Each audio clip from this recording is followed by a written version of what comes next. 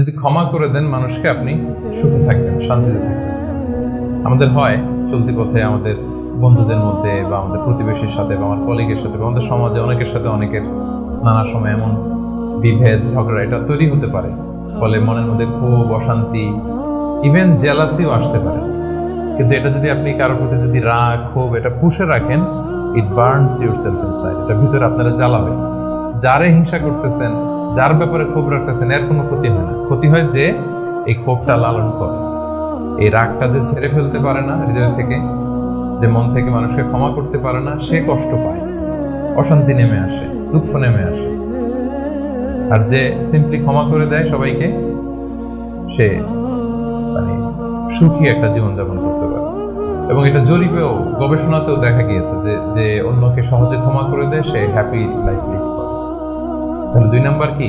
Forgiveness, ক্ষমা করে দেয়। এটা আমরা রাসূল সাল্লাল্লাহু আলাইহি ওয়াসাল্লামের জীবনীতে যদি দেখি, রাসূল সাল্লাল্লাহু আলাইহি ওয়াসাল্লাম কি পরিমাণে যে ক্ষমা করেছেন, তো আপনারা নিজেরাও জানেন যে কত ঘটনা। ওনার পুরো জীবনীটাই তো ক্ষমা। সবসময় ক্ষমা করে দিতেন, মনে দুঃখ পুষে রাখতেন না কখনো। এবং সাহাবাদেরকে বলতেন তোমরা ক্ষমা করে দাও। এক সাহাবী এসে বললেন, ইয়া রাসূলুল্লাহ, আমার তো অনেক কৃতদাস, ওরা শুধু কাজে ভুল করে, ওদেরও কি একটু পানিশমেন্ট দেওয়া উচিত না? রাসূল সাল্লাল্লাহু আলাইহি ওয়াসাল্লাম বলতেন না।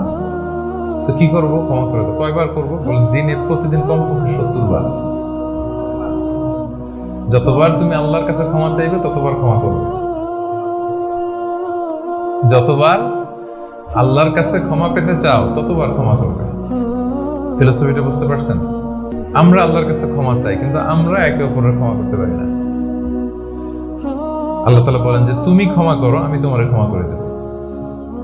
তুমি ক্ষমা করো তোমার ভাইদের, আমি তোমার ক্ষমার ব্যবস্থা করতেছি।